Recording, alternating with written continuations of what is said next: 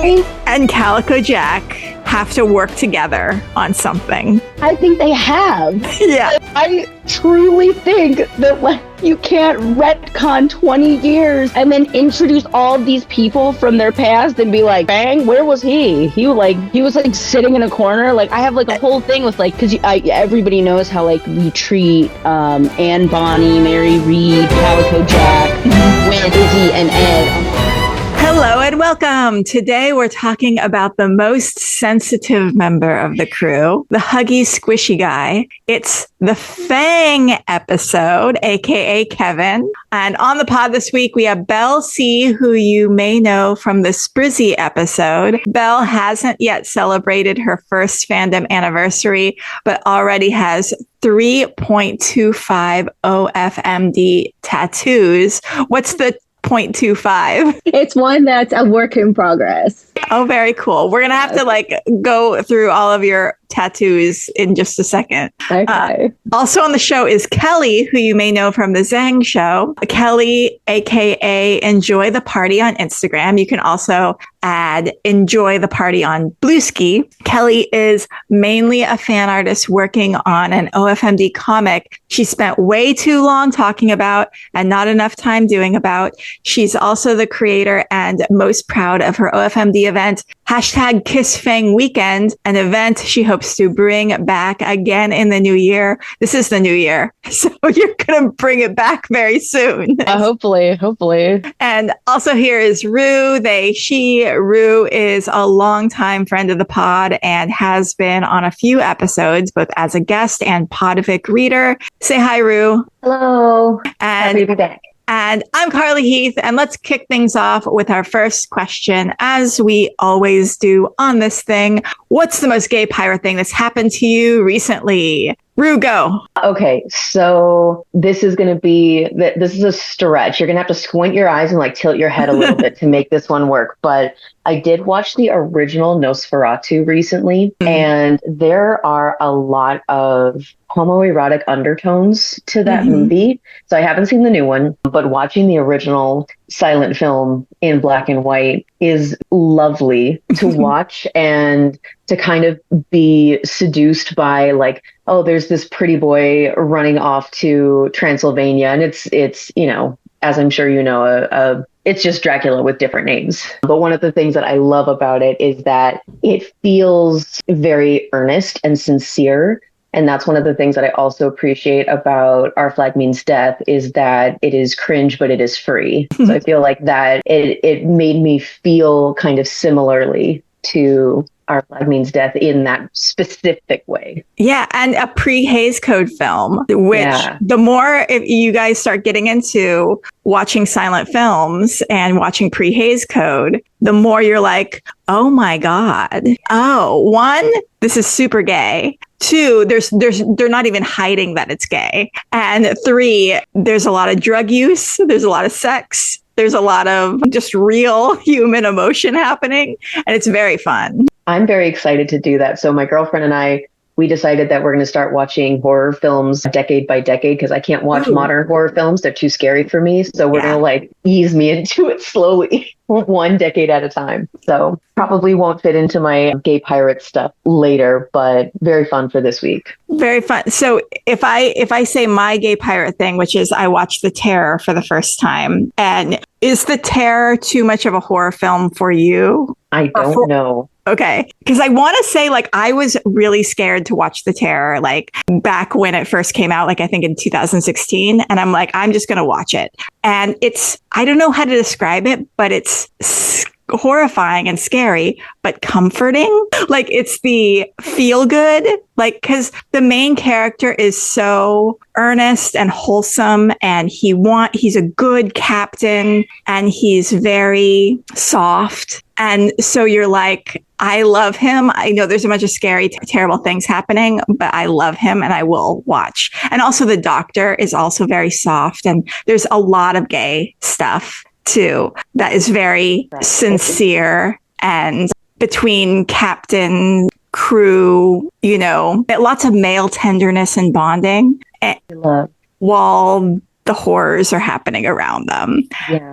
And so I just highly recommend it. It's like Our Flag Means Death, but really dark and not funny. Not funny. So it's exactly like that thing that you like, except not like it at all. Exactly. And Kelly, what's the most gay pirate thing that's happened to you recently? I think I'm working on a show right now for like a winter camp, not a summer camp, it's a winter camp. And we're currently, our budget is nothing. That's not true. We have a budget. But like, I think like going around and like scrapping things and grabbing cardboard and just like piecing together set pieces and props from like the garbage to me feels very pirate, very scrappy. I love that. And it's theater, so it's gay. So I feel very one with my people, gay theater kids. So yay. Theater really is fun. Making props and making costumes and stuff for theater is the funnest thing in the world, pretty much. Because it's all just doing what you can with what you have and making magic from it. And Bel C, what's the most gay pirate thing that's happened to you recently? Okay, this is going to be a fun one. So let's preface it by saying that I do not shop at stores anymore. Like, that's just not a thing I do. Everything online. I do not want to talk to people. I don't want to look at things. But I bought some shoes that I realized I got the wrong size, the wrong color, just the wrong shoe. I don't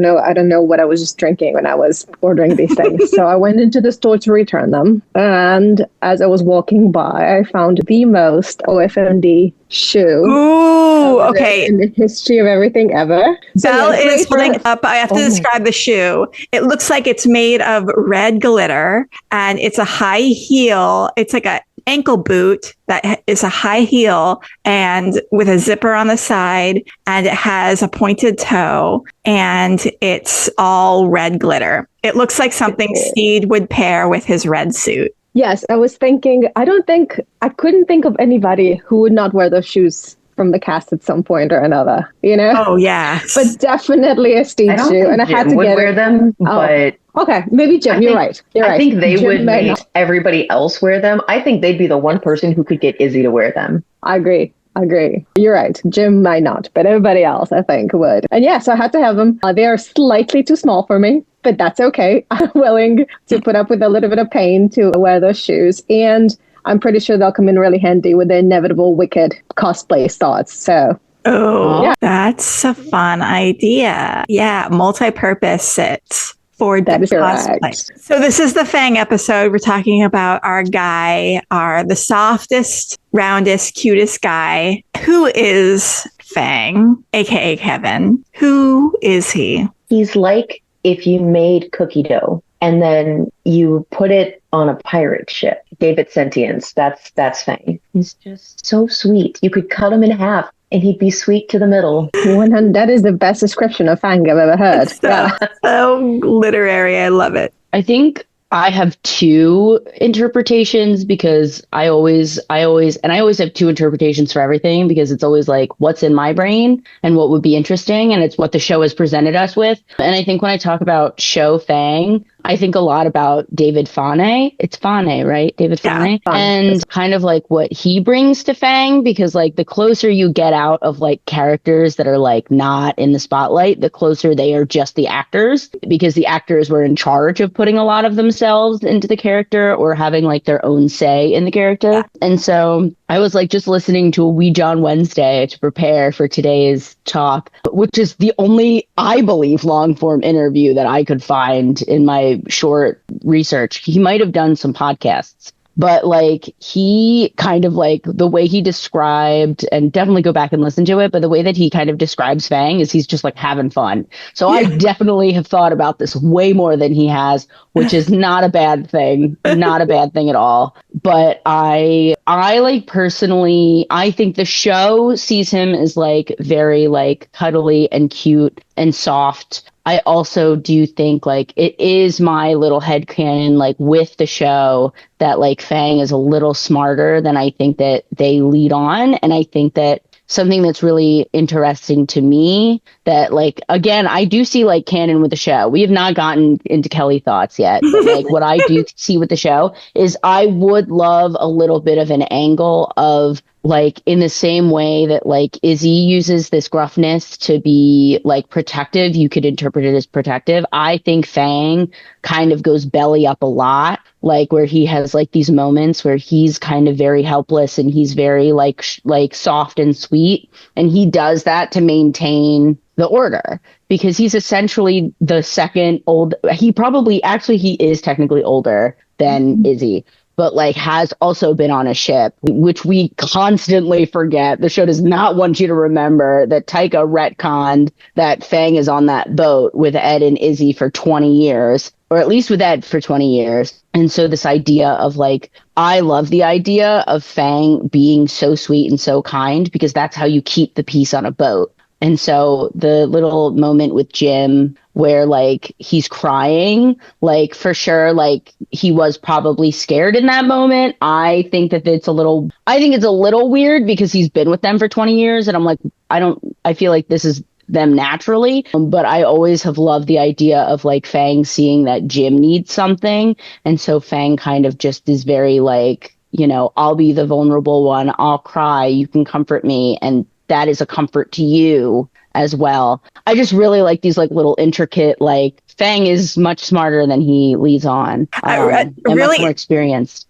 Interesting tidbit what you said about age. I hadn't even thought about it, but I just Googled and David Fane is 58 and Con O'Neill is 58. Yeah. So they're both the oldest members of the crew. Yeah. Well, I mean, is he supposed to be 16? But I'm gonna let that go. Yeah. I think that's also like why Fang and Izzy is such a popular pair is because they've kind of experienced the sea for so long. I mean, they're not that much older than Steed and Ed, but I think that like I really enjoy digging into like when you start like thinking about Fang in a serious way, the entire show kind of falls apart, which I enjoy. I understand other people don't enjoy that. I enjoy it because then I'm just like, I just picture like Ed and Izzy bickering at like age, like, you know, like right before Steed or like a few years before Steed. And then just like Fang, like sitting there with Ivan and just like exchanging glances. I think that's hilarious to me. It does make it such a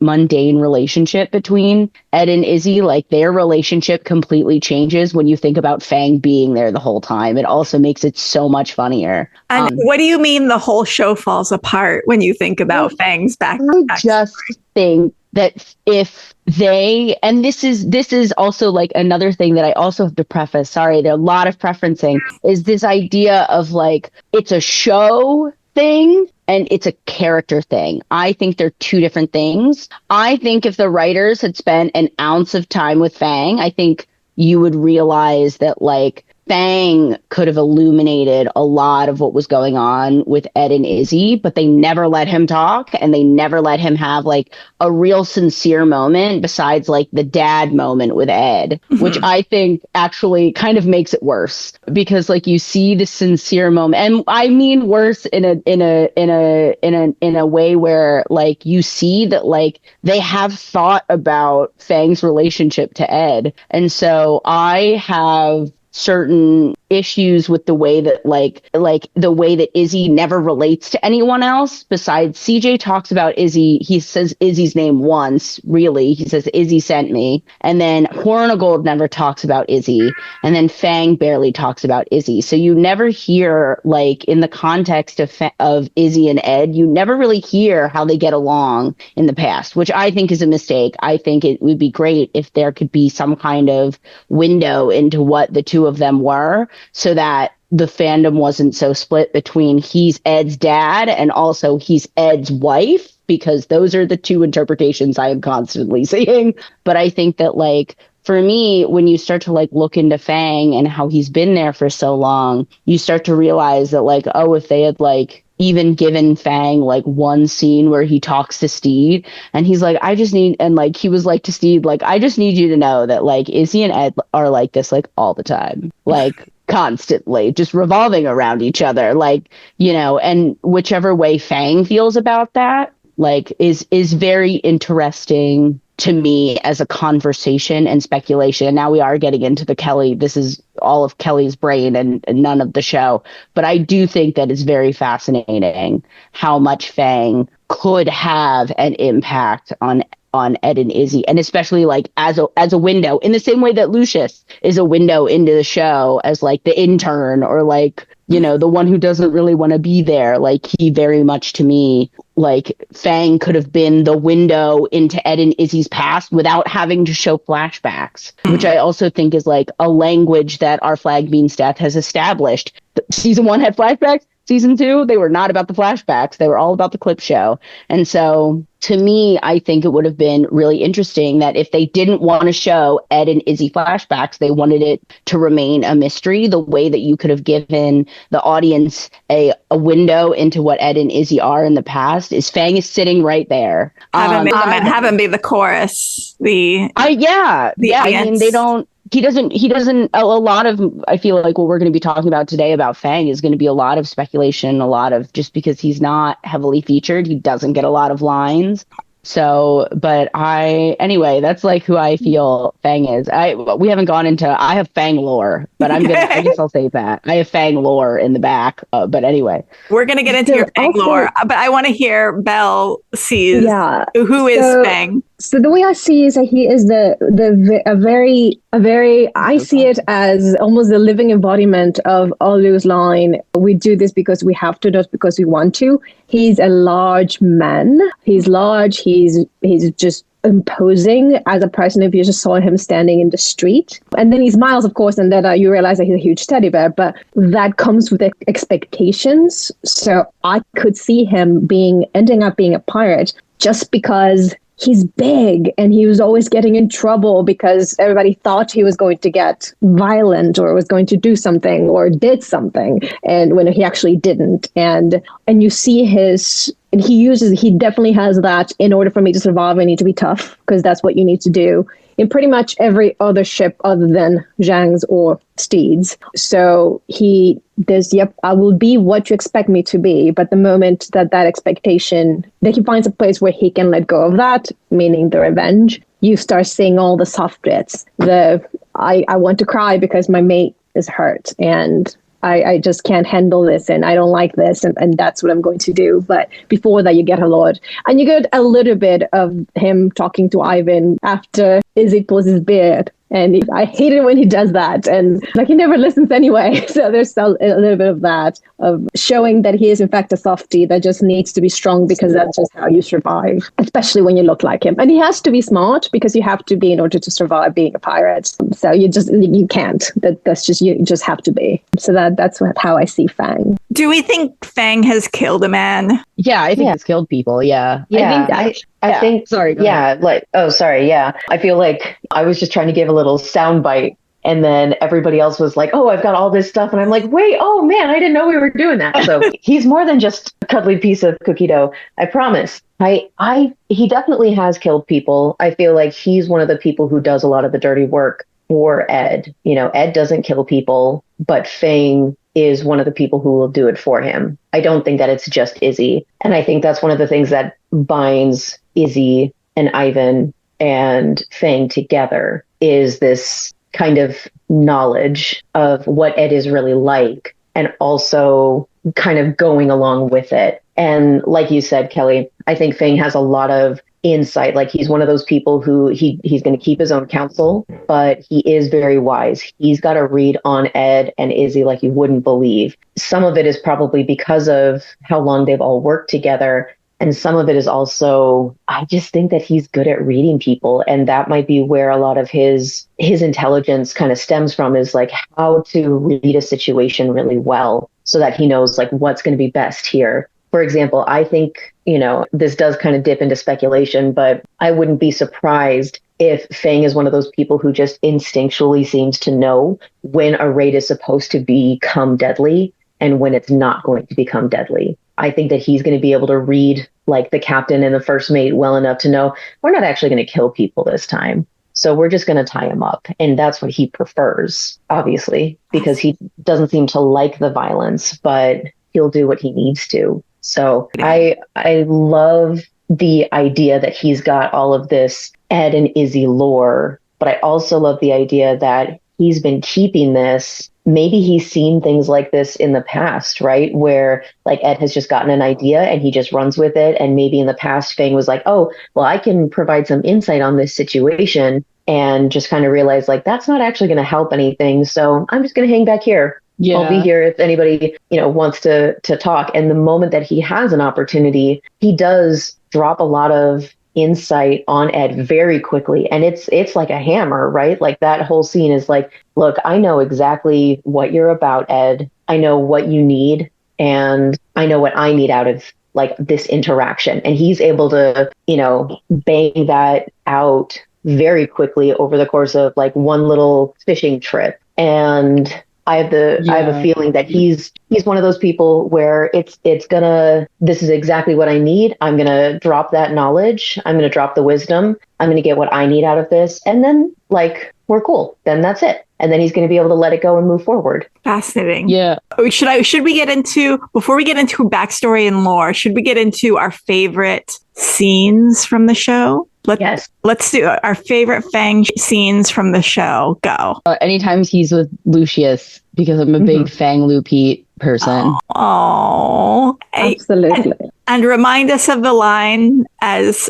Lucius is sketching Fang. Fang says, "I've never had anyone take a interest Liking in my form before." Yes. Yeah. Yes. Yes. And then Lucius says, "Well, you've never met anyone who's worth a damn." Worth the damn. Yeah. Yeah. Yeah. Boy, It's so beautiful. Yeah. And the way his his face lights up when Lucius goes, hasn't anybody ever told you have stunning cheekbones? And he says, oh, once or twice, I guess. Oh. It's absolutely adorable. I love him. Yeah, I would say those are definitely my favorite moments with Fang, but I think the backbone of Fang for me is comforting Izzy. Like just the fact that he like checks in, he's like, am I crushing you? Am I squeezing too tight? But he's still like, I need you to know that I'm here. Like there's just something about being able to be the person that Izzy needed at a really crucial time that like when I think of Fang, that's the moment that I think of first more than anything else. How about you, Carly?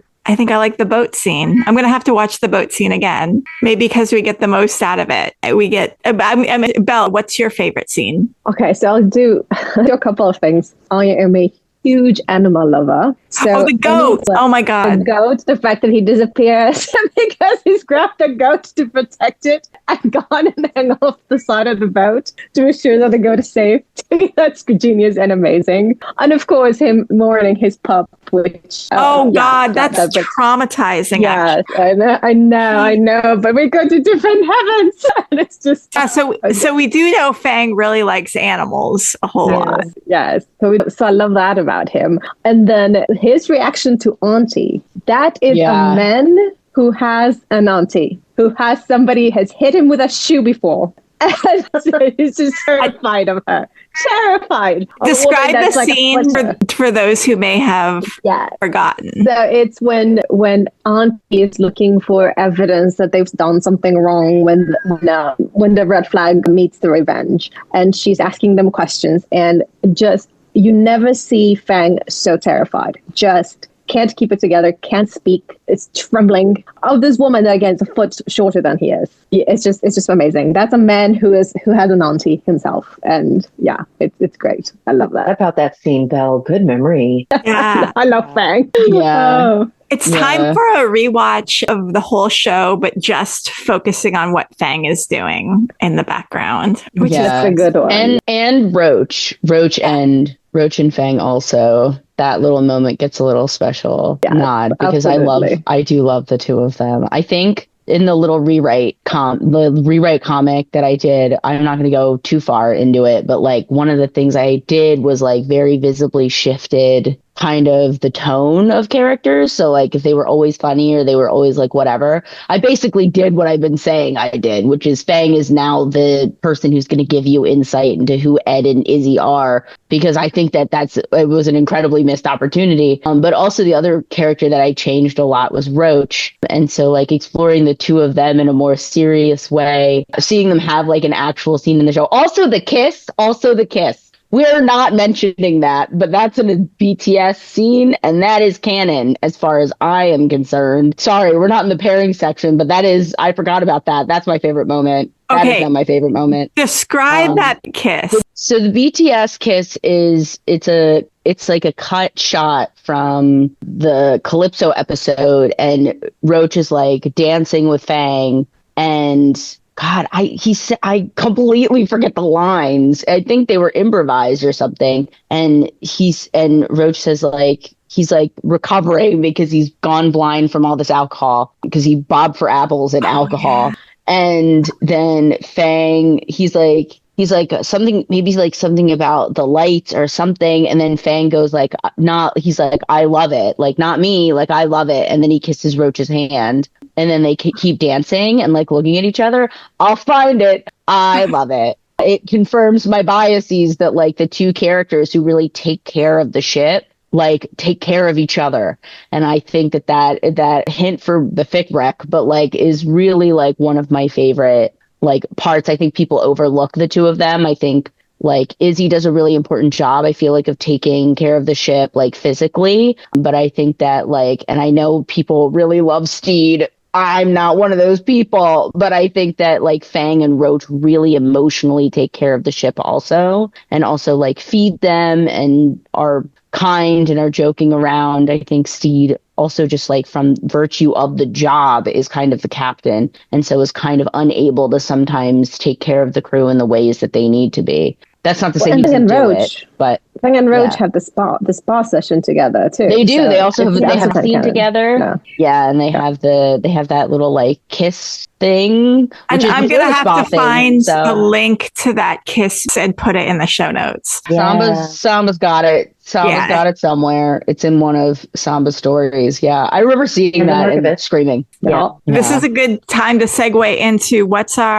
do we envision for Fang's backstory? Kelly, since you have so much. I was going to say, Kelly, you should go first. We're going to go first. Me. Yeah. I'm always the person who talks the most on these episodes, but I just have so many things to say. Say it. This is a podcast. It's for talking. I know. I never get to talk about the things I like. That sounds so sad, but like I don't. That's why I'm on Blue Sky and Twitter so much. I think, and this is like no, you know what? I'll say this for the show. I think Fang was captain in between Hornigold and Ed. I think it was one, for simplicity's sake, I think it was like one reign of the ship. And I think it went Hornigold, Fang. I think Fang voluntarily stepped down. And I think it was and this is going into the comic story part of it, because Ivan is still alive in my comic. But I think it's like established, spoilers, later on, that Fang was the reason that Ivan got to be on the ship.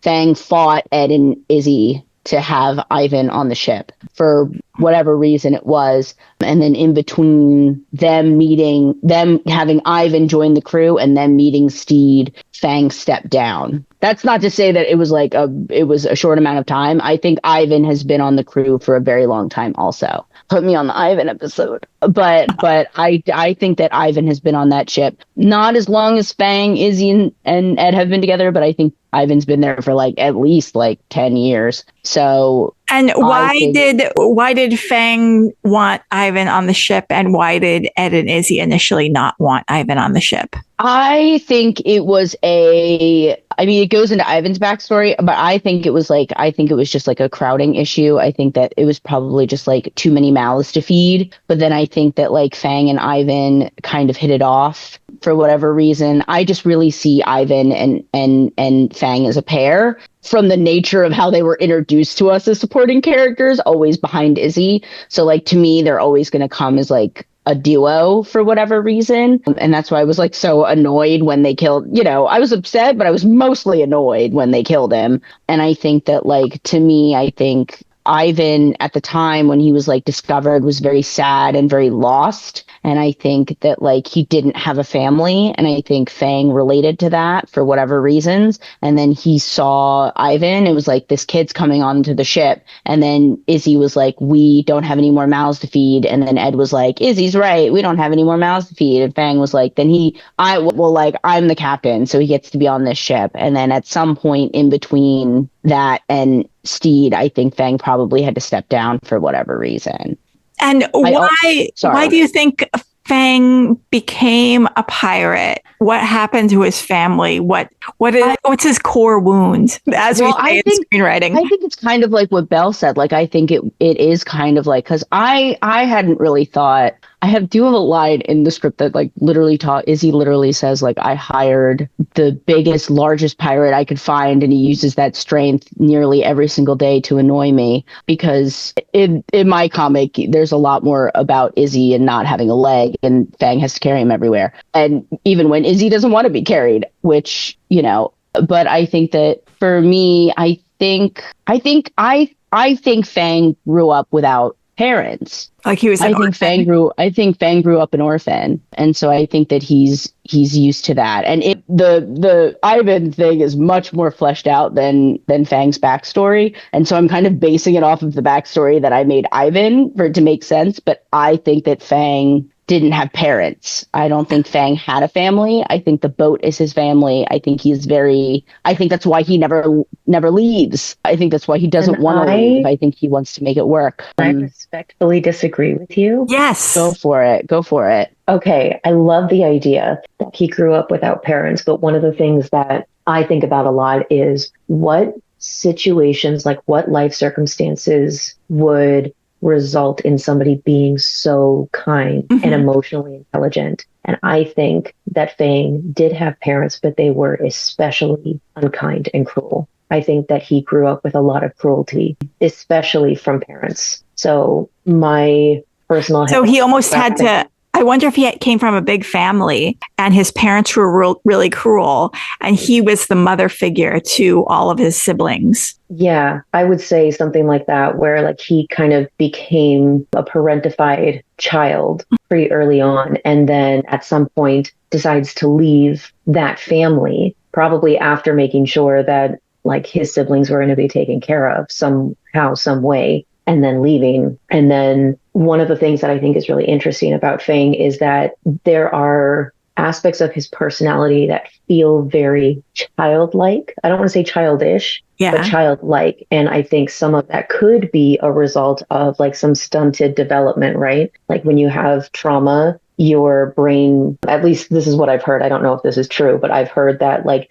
there are parts of your brain that have a hard time like growing and moving forward after that like trauma. Yeah, so and also the whole thing of when you have abusive parents, you are constantly trying to appease everyone and you're hyper aware of people's emotional states. And something that you do to kind of deflect anger is to act especially meek and soft and non-threatening, because if you act intimidating to a narcissistic parent, they will come down on you harder. So you make yourself small, even though he's a big guy, but you make yourself... And I think especially because he's a big guy. Yeah. Like he acts very... And I mean, truly, the more that I think about it, the more I feel like it like fills in some puzzle pieces here, like the fact that he doesn't share any information about Ed or Izzy with Steve, right? He's not going to stick his nose in there because that's a volatile situation and he can smell that a mile away. He's not going to get involved. That's over there. Instead, he's going to hang out with Lucius, who is kind and like sweet to him and says nice things about him. And then it also explains why he was so scared of Auntie. Like there's a lot of like pieces that seem to fit really well together if you think like this person grew up in an unkind, cruel household. And, you know, who knows why he left. I feel on some level that everybody on that boat left because they didn't belong in some way. And maybe it's because of his size. Maybe it's because he's got like queer proclivities. Maybe it's because he just wanted to get away from people who were mean to him and decided to instead kind of find a really complex way of dealing with that trauma, where on the one hand, he's very soft and like belly up with the crew, and then on raids he kind of maybe gets some of that anger and aggression out. So it feels like there's a lot of different layers to him. To me, sorry, I just had a new thought. This is a first draft thought. I think maybe he was some kind of middle child. I don't think that he was the oldest. I think he was an only child. Because I don't think, sorry, now I'm just taking from my own life. Sorry, it's getting, no, I love the thought really quick. Let me finish the thought and then I'll bounce sorry, back to you. No, you're okay. I think he was a middle child. And the reason is a lot of times middle children they kind of end up being the peacekeepers between like the different siblings or like parents and other siblings who have more volatile or like type A personalities. Like, I think this is taking from my own life, but I've also seen it reflected in other people where like I had a really up and down relationship with my dad for a long time. And my brother just kind of learned to be like, oh, I'm not getting involved in that. And he would just kind of step away. He'd find a way to not be involved in the conflict or the confrontation. And I feel like there are many ways in which you don't learn that, like the art of disengagement or like uninvolvement unless you're exposed to a lot of conflict. Okay, go ahead, Kelly. Well, because like I feel like I've been in a lot of conflict, but I feel that I think, yes, the auntie thing with reminding him of possibly like cruel older figures in his life. But I think that like, I don't think he has siblings because, or he had siblings and they died. Because if you have that kind of relationship, I feel like with a sibling, you don't leave unless there's a reason to leave, especially if you've parentified yourself and you feel like you're responsible for them. You don't leave unless something happens. So I could see that potentially being a reason why he goes. But I think that like, because I had like conflict like in my home, and I think that like, and I didn't have any siblings. And it's interesting you bring up the middle child thing, because commonly people think I'm a middle child. And people don't think that I'm an only child. People think I'm a middle child, or an older sister is the other one. What if Fang becomes a pirate in order to send money back home to his siblings?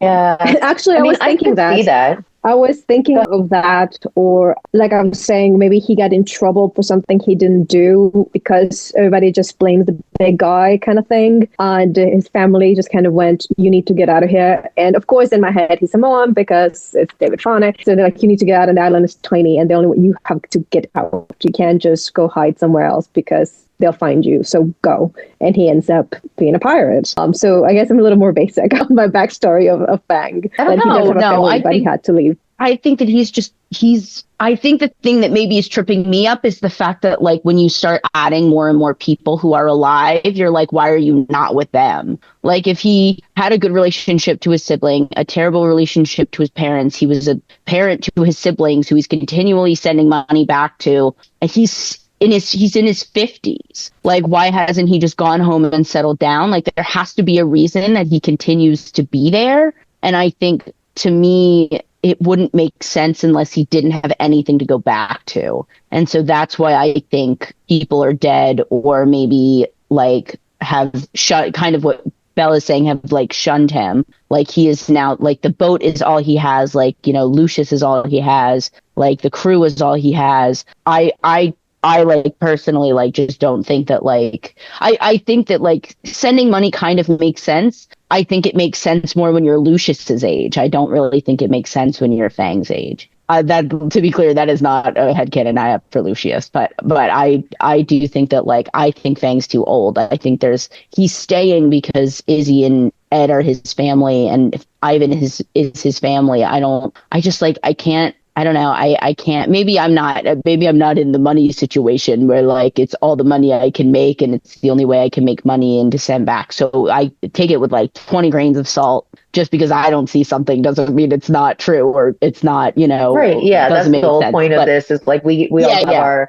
our own interpretation. But that's just why it wouldn't make sense to me specifically, is that idea. I'm definitely with you, Carly. To me, it's more of he's still connected to his family, but he's got to help them in that particular way. Again, and also I think there's a point when you've been away for a very long time from your family, from the people, from where you're from, as much as you may love them, as much as you may think that that's kind of your spot, sometimes too much time passes and you just can't fit back into that life. So I could see part of that being as well. Like, yes, he loves his family. Yes, he's still sending money back, but he also just can't go park himself in my head, Samoa. And he just keeps going with his found family. And what Fang scenes or moments or storylines would we love to see in season 3? I mean, obviously, again, very basic. I just want to see more Lucius, Pete, Fang. Yeah. I think that'd be very cute. I love the fact that in the show, the first time Pete and Fang meet, Pete comes at him and just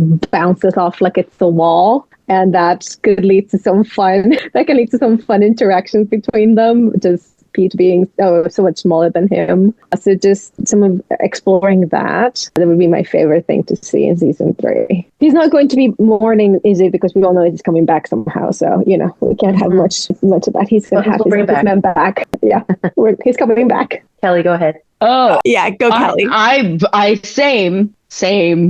Big Lucius Pete Fang fan. Big fan. Give him everything. Give him cupcakes. Give him love. Give him joy. I don't think Fang has had a very great life mitigating whatever is going on between Ed and Izzy all of the time. I feel like if Izzy is like the physical backbone, making sure the ship is running, Fang was probably the emotional backbone, and so he needs a break. And so I think for me, that's what I would want to see out of him for season 3. They need to let him say things about Ed and Izzy. They just need to, because I think Fang equally loves Izzy and Ed, and I don't think that he has an agenda any type of way. Fang would not have gotten into a boat and set Ed straight if he didn't also love Ed, even after everything Ed had done. I think what I'd love to see is more kind of side quest moments with Fang.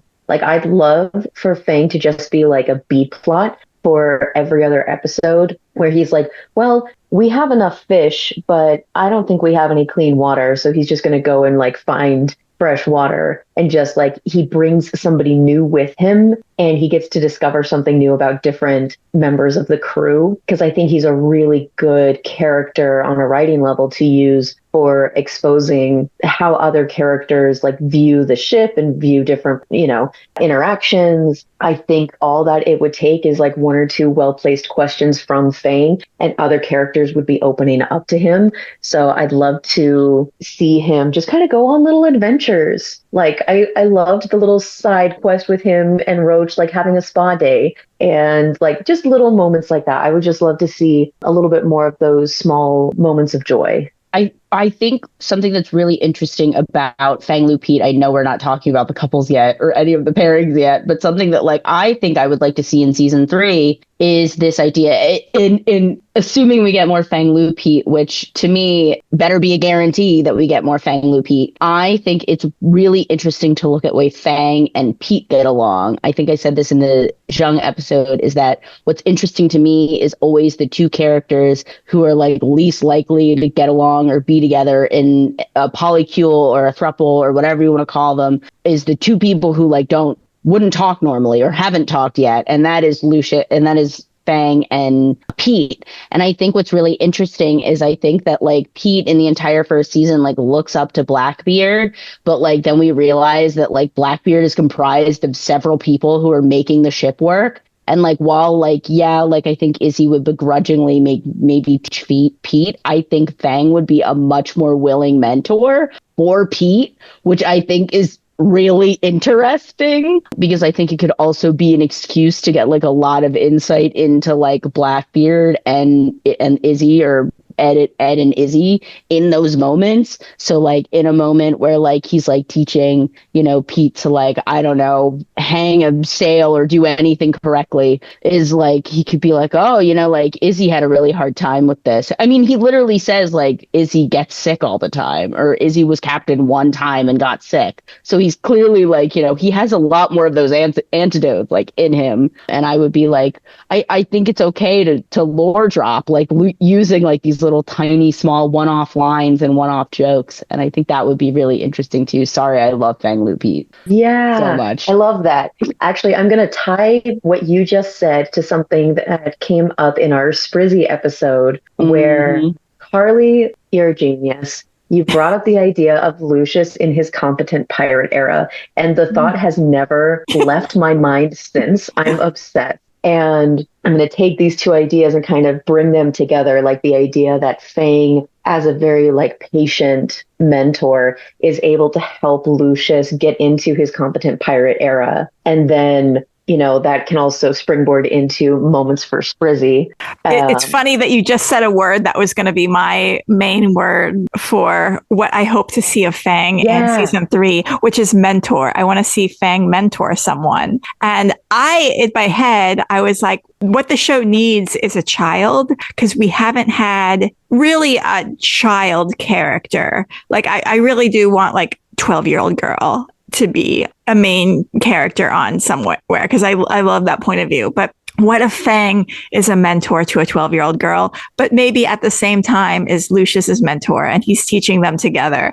And like for a little while, the 12-year-old girl is out pirating Lucius, and Lucius is getting really mad. And then he's like determined to be, and then finally they get at an equal level, and they're both competent pirates, Lucius and this 12-year-old girl. I love that. Like, what a great setup for an episode. Like, yeah, I love that. I would love the idea of Fang being a mentor. My other thing is I want a scene where Fang has to spend a whole episode or even a whole season arc with someone who would be the last person you'd expect. Calico Jack. Fang and Calico Jack have to work together on something. I think they have. Yeah. I truly think that like you can't retcon 20 years and then introduce all these people from their past and be like, Fang, where was he? He was like sitting in a corner. Like, I have like a whole thing with like, because everybody knows how like we treat Anne Bonny, Mary Read, Calico Jack with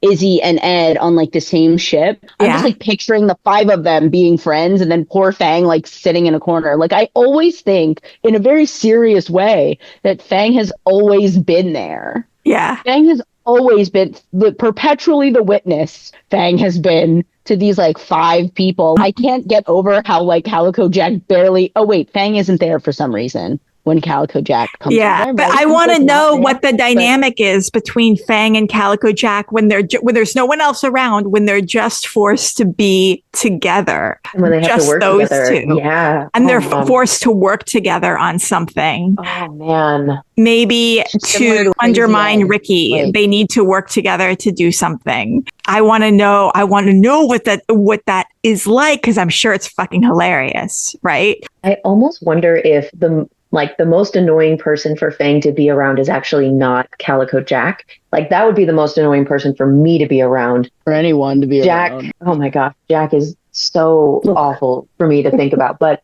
I wonder if like there's somebody that would be surprising for him to like struggle with. Like, for example, what if it's Zhang? Like, what if she's the most difficult person to be around because they're both very competent, they're both very insightful, they're both good at reading people, they're both good at leading in these really person-focused ways. But what if like their methodologies are just like too different to be compatible or something like that? I would love to see, you know, kind of an unexpected conflict and how that goes in. I'm curious about that. I think Pete would test his patience in a really fun way, and could be a very sexy way if they play their cards right. I realize that like Pete is the American, which I think is so funny. Pete is the American guy. Yeah. But I think that like what makes him so insufferable, which Matthew Marr relishes in, is this like American like exceptionalism. Like, I can do anything that I set my mind to. In fact, I have done those things. I'm not inflating the person that I am and the pirate that I am, which he very clearly does in season 1. And I think that like Fang would have a really hard time sincerely engaging with somebody who thinks that they're like the shit. I think that he can kind of interact with Ed because I feel like they've been together for a really long time. But I guess I do see Calico Jack and Pete as 2 people who are like, you know, have never met. Well, it's not true with Calico Jack, but like with Pete, like Fang has never encountered kind of Pete's insufferableness. And I think that that's really I think that that's really interesting, like where that'd be fun to play with. Especially when it comes to learning. What does Fang look like? What does Fang look like when he gets annoyed? Like when what does it take to genuinely piss Fang off? That would be a funny scene. Yes, it would. Definitely. And then my other weird stick Fang with this person and see what happens is Fang and Prince Ricky get locked in a room together. I feel like Fang could get Ricky to be in touch with whatever core wound is making Ricky the way that he is. You're so good at like finding these really unexpected but interesting twists. So I love this. I love the idea. You're so much better than me because I don't have an ounce of empathy for that guy. Fang could rip him to shreds and I'd be like in the corner cheering. But that's the thing, is that Fang would have the empathy. He would be asking those questions and he probably would be able to guess he'd be able to like fill in the blanks pretty quickly. Sorry, continue. I was just going to say, like, you know, it could go a couple of different ways, right? Like, it kind of depends on like what mood Jenkins and the other writers are in. But it would be fun to see, like I think it would almost be funny if people were like, okay, we're gonna like it's set up as if it's gonna be a torture scene, and like they capture Ricky and they're gonna, you know, put him in a room with like this big tough guy, and then, you know, Ricky is expecting it to turn into some kind of like physical torture scene, and then it's just Fang sitting down and being like, how you doing, bud? You know, and like, no, I'll take the physical torture. I just don't want to have to talk about my feelings. I love it because Prince represents the patriarchy in so many ways, and Fang is the antidote to the patriarchy. And what does it take to unpack Ricky's patriarchal brainwashing? Yeah, exactly. That's one of the things that I kind of love. And also, it feels like it would be funny and it would be a little bit cringe. And I feel like both of those things are like part of the show. Like, it's sincere and it's emotionally honest and vulnerable, and also just kind of silly. And it would probably be one of those where once it's revealed, like what they're like, it would be like, you know, Fang and Ricky smash cut to another scene, and then it comes back and then it's just like Ricky sobbing in Fang's arms. And Fang being like, it's okay, she's all right, and like petting his hair or whatever. And then, you know, Fang comes out 10 minutes later and he's like, well, here's what I found out. And we don't actually see like the whole thing play out on screen, but I don't know. I think and then it's like Ricky has to go through his penance. Is that the right word? Repentance? Penance by serving the crew, by being, he's going to bring them their meals. He's going to be their maid. He's going to mend their clothes. Serve that crew, if you know what I'm saying. Yeah. And that's the beauty of fan fiction, right? Like, so many people, like somebody out there could write that scene where Ricky has to like pay his dues to the crew, and then somebody else is going to write the, you know, let's give Roach his own, you know, 900K arc. It's because if I start diving into it, it becomes, how do you deprogram somebody who's like so far into like the depths of like being a colonizer by somebody who he legitimately disrespects? Because there's something about the, you know, if we dig too far into this message and we go too far into the politics of everything, which we talked a little bit about, like racial tensions about with Zhang in the episode, but like if you dig too far in, it just gets really, really not, like, it's not interesting to me. I don't even think Ricky would listen to Fang. I think Ricky would listen to Steed. I think Steed would have to come in there. I think that he'd call Fang a bunch of names and be really racist, and then Steed would have to step in and smack him, and then Steed would have to like come and give him the advice, because I don't think that like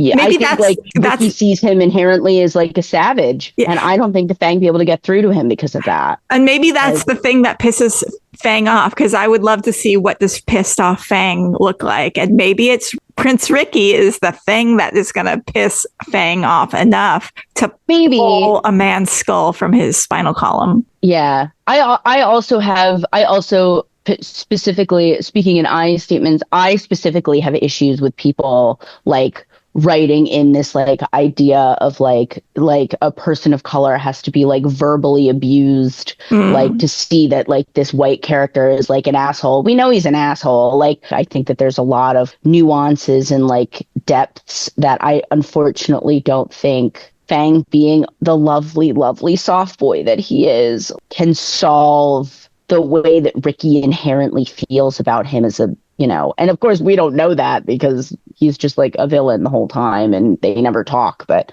yeah, I don't think that he like respects, I think he respects white piracy. I think he respects speed, like, which like, and that's like something that is like incredibly interesting. I think about like, is that like he comes in as somebody who like, he's like, I love Steed and like, I want to be like you, the gentleman pirate. And then like, I think like he calls like a bunch of people, I think he calls Jackie like a savage, like, and whether or not that is like intentionally racial comes off racial. And so like, I think that there's like a lot of things that you have to start picking through, which is also why I didn't want to say anything about Ricky. It becomes this conversation. So we've covered Fang in season 3, but what do you love to see Fang do in Fix? Kiss Roach and Fang Lupit. I love...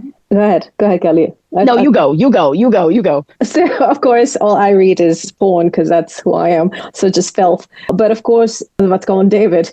Fang is very often soft dom. A lot. Soft doms Izzy, soft doms even, usually that's the one that I see the most, but Lucius and such. So of course I love to see that. It's probably one of my favorite things because yes, please, David Fane, soft dom me any day of the week. But generally being, I even just recently finished listening to a podfic where he actually got to be both sides, so the soft person, but also the, hey, I'm a big guy and I'm gonna scare the pants out of you.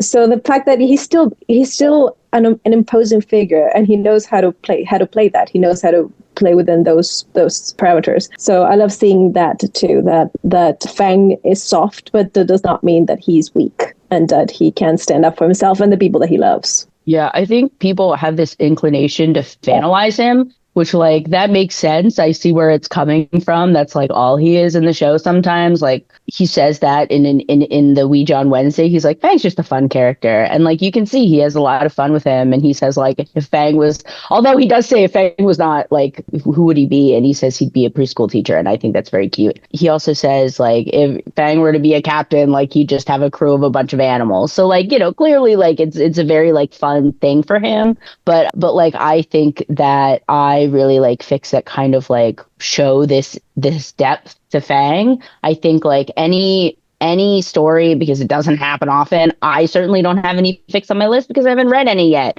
For specifically Fang Lupit, like I haven't read any fic like because I don't think that people quite understand like the dynamic because there hasn't been a lot on it. But like I don't know if we're talking about couples yet. I'm so sorry. Yeah, we're talking about couples here too. Oh, we are? Great. Yeah. Great. I think that I always say that I think that Lucius likes honesty. And I think that Fang is unable to lie to him and Pete literally can't because he's a terrible liar. And I think that that's why the three of them work so well together.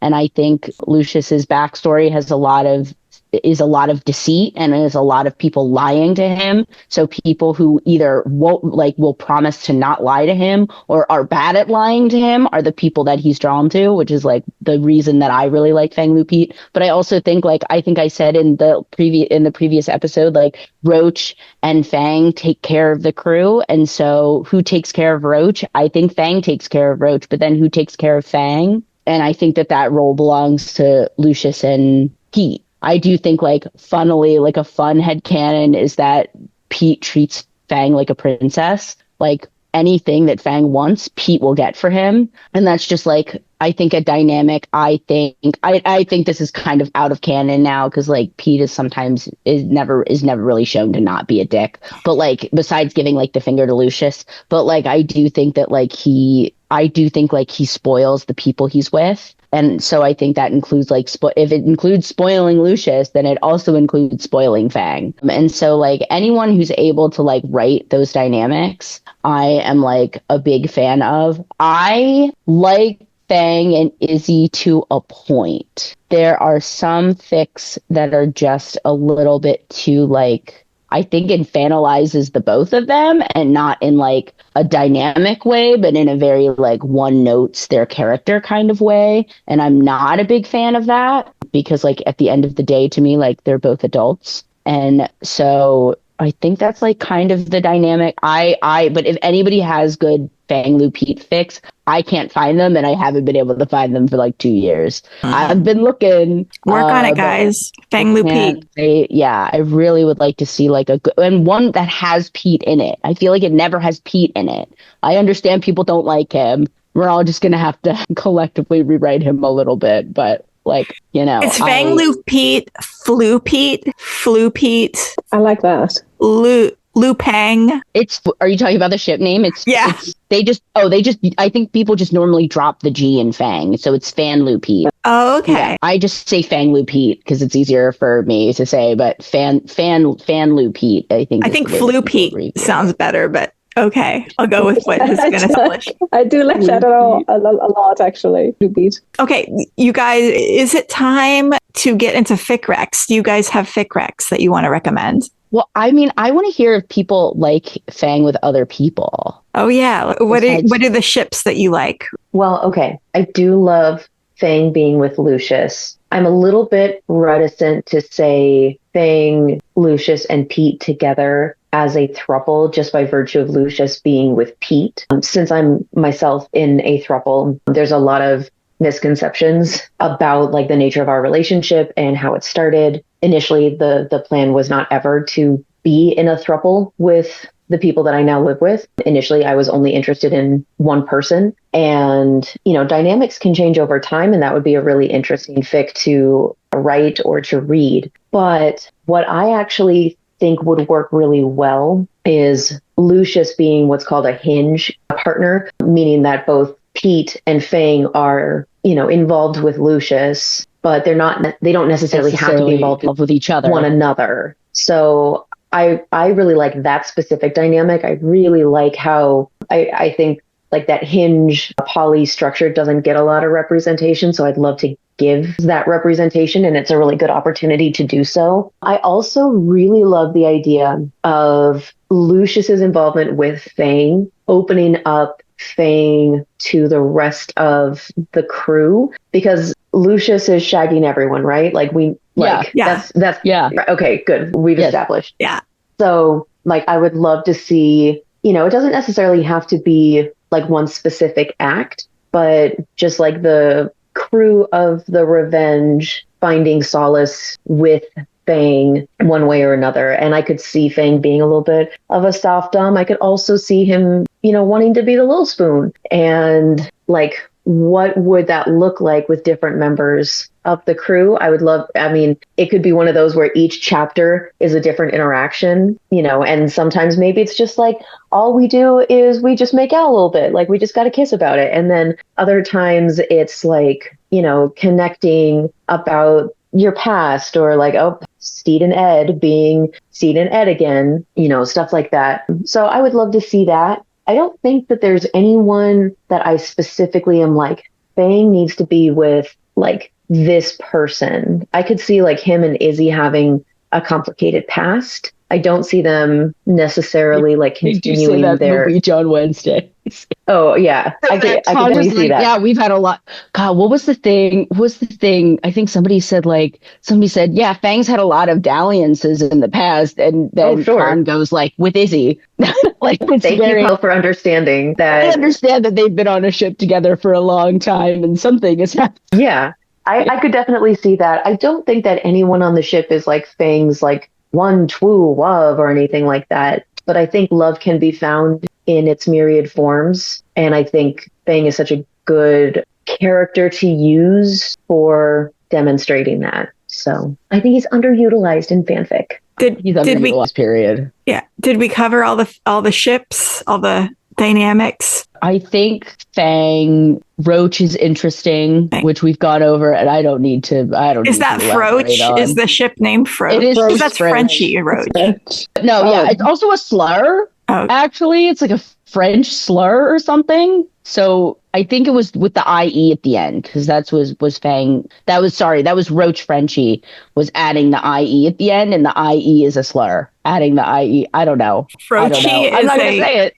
Is a slur. Somebody said that, and now I can't call them that anymore because that's my favorite rare ship is Frenchie and Roach. Oh, I didn't know that. But I don't know. But I do like Fang and Roach, and I think I would like to see somebody do Fang and Frenchie on the Blackbeard ship, like in that beginning of season 2. I would like to see, because I think Frenchie is also incredibly underutilized, especially since they try to parallel him to Ed so much. And so I think that he's incredibly underutilized as well. And I think like him kind of taking charge. Does he take charge? I forget who has the conversation in season 2, because like they do have like a moment where the crew is talking to each other and they're like, we got to get Ed out of here, like he's got to go. And I forget who's like leading that conversation. I think it's like Frenchie or Fang. But I remembered that scene and I was like, I forgot that they had a scene that actually like addressed what was going on as a crew. And it wasn't just about like Frenchie putting it in a box. I think those are the 2 ships other than Fang, Lupite, and Fang Izzy, which is very popular, that I enjoy, which is Fang and Roach and Fang Frenchie. Oh my God. Okay. Did everyone give their ships that they liked? Belle, did you give your ships that you like? Okay, cool. Because we got to wrap things up. So now it's time for Fic Rex. Give your Fic Rex. Who wants to go first? Okay, I'll go because basically at least I've had such a hard time finding anything that's very Fang centric. However, the recent Fang Izzy Week 2024 did give us some nice fics, kind of all over the place in terms of ratings. So you can do mature, you can do general audiences, but of course there's say that again. I'm sorry, your sound is kind of bad, so you're going to have to speak a little bit slowly and kind of enunciate the title because you said the title and I didn't hear anything. It's Fang Izzy Week 2024. So you can look that up in AO3 and you find not only all the fics that were put in for that specifically, but you also find a lot of Fang Izzy fics. Usually Fang is not the main character. There's a few where he is, but you definitely find a lot of him in them. So I don't have any specific. I would say just look for Fang Izzy and you'll find some good stuff. Okay, good. Thank you. Just to add on to that, but also then give my fix. That's also like why I don't really like Fang Izzy that much, is because it's often about Izzy. Again, just the dynamic of like, I think this idea that like Izzy is kind of like people see a lot of depth in Izzy and his like shields and his character, but like nobody sees like Fang being like a perpetual sunshine and like the horrible conditions is also a defense mechanism. Kind of gets me a little bit. I get like a little angry about that. Like I go off on at Izzy Twitter all the time, and I'm like, nobody thinks about Fang, but he's also in pain. He is. I recommend anything from Kiss Fang Weekend, which the goal is to kiss Fang, and it's a bunch of like rarer pairs as well. People like have put rarer pairs in there. It's archived on Twitter. It's not archived on Blue Sky because that's not where the event happened. I don't really know where to do it. Tragically Nerdy of all of Garlic Soup Polycule was so nice and made an AO3 fic list for me because I certainly didn't know how to do it. So I can send that link to you, actually. Okay, cool. Thank you. So I can send that link to you, and it's all under Kiss Fang Weekend, just like the Fang Izzy week. And then I do have a particular one. It's called Scars That We Have Just Finished Healing by Hopeless Scribe, who is one of my favorite writers in the fandom. They're also known for like Rizzy. If anybody is familiar with Rizzy, they've done the Milkman AU, but I love their Scars That We've Just Finished Healing, which is Fang, Roach, and Izzy, and was a fic that was written in between season 1 and season 2, but had heard spoilers, and so it's based on certain spoilers. I guess I was not there in the fandom, but I guess it was spoiled pretty early on that Izzy loses a leg. And so I think that they wrote that with that specifically in mind. A lot of the fic is Izzy recovering from losing a leg. It's just really well written. It's like one of my favorite fics. It was like the first fic that I read that like had Fang characterization. And I was like, oh my God, like he gets to have thoughts. And like the relationship between the three of them is just really sweet. And like Fang and Roach like is also very interesting falling in love because we've seen enough Rizzy and we've seen enough Fang Izzy. It really sounds like I don't like Izzy. I like Izzy. I just don't like. There's a lot, and I'm not particularly interested in the thing that there's a lot of. And so like the Fang roach in it of it is like so good, and I think those are my recommendations. Cool. Thank you. Rue, do you have fic recs? It was a little bit hard for this one, trying to find some stuff. So my first, the recommendation that I'd like to give is like for people who are writing fanfics about Our Flag Means Death, I would love to see, based on some of our conversation today, there's a lot that you can dig into with Fang. So I'd love to see more of him featured, especially as a little bit more of a driving force, a character with agency. Truly, you guys already got my one recommendation, which was the Kiss Fang weekend. So that's kind of all that I have, but that's all good because that means that next time we talk about Fang, hopefully there will be some more fics that we can talk about. Definitely. And as we wrap things up, what are you guys working on? What are you looking forward to? Kelly? Another Kiss Fang weekend. Really, I would really like to do that. I was thinking about doing it for my birthday, but I am going to literally be in tech on my birthday. And so I cannot, unfortunately, do a Kiss Fang. And I want it to be a Kiss Fang week. I would like it to be, instead of a weekend, I'd like it to be a whole week. But I'd really like to do that. And then also I added on two zines. I call them zines, into the two zines. One is for the rare pair week that's coming up in February. And it's Frenchie and Roach. And it's high powered fashion AU. And then the other one is based on a poem called The Orange, and it is, of course, you can guess, a garlic polycule. Oh, very cool. So that's too many projects that I'm not working on. So that's what I got. And Rue, what are you working on? What are you looking forward to? What I'm looking forward to is getting onto Blue Sky and kind of connecting with community out there. I'm trying to slowly get myself off of some of the meta related apps right now. Yeah. So I'm looking for, some of the content that's being produced over at Blue Sky. Although a lot of my creativity these days is focused on TTRPGs. And in one of the campaigns that I've built, I do have some characters that are just very blatantly based off of crew members of the Revenge. So I'll definitely see some of our friends there in our next session. Excellent. And Bel C, what are you working on? What are you looking forward to? Oh, very much looking forward to. So starting tomorrow, I'll be leaving the cold behind and heading down to the Dominican Republic. Oh, Lots of pirate history there. That was Santo Domingo back in the days, and I'll be kind of touring around, see if I can find anything. I know that Blackbeard spent some time there, so I'll be soaking in all the piratey vibes. On top of that, if anybody has not yet heard, Con is doing another momentous event for the first week of February. So if you haven't gotten your tickets, I'm looking forward to that one, of course. And finally, a week after that, on Valentine's Day weekend, Mr. Reese Darby is coming to Austin. So I shall be driving over there to see him. And so I've got a lot of good stuff coming up. Very excited. And aren't you going to New Zealand in March too? I am. Oh my God, you're going everywhere. I am. And it happens to be on the dates when Mr. Reese Darby will be in Wellington. Oh my God, you're following him around. And when I told him that, and I booked before he announced his dates, but I told him that at Airport Con, and he just kind of looked at me like, what is this person? Why are they very scary? Like, oh my God. So you saw him at Airport Con. You saw him, you will see him in Austin. You saw him, and then you'll see him in New Zealand. That's correct. That's amazing. Is there anything that I'm missing here? Yes. That's amazing. No, that's it so far. And also in New Zealand, that's the Shipwrecked Trading Company. They are still selling props from the show. So make sure that while you're in New Zealand, you go to Shipwrecked. Absolutely. Someone got a sword that was used on the show. Oh my goodness. Can I send you money? I'll see what I can get. I'll go. I've got basically it's going to be obviously an OFMD tour of so yeah.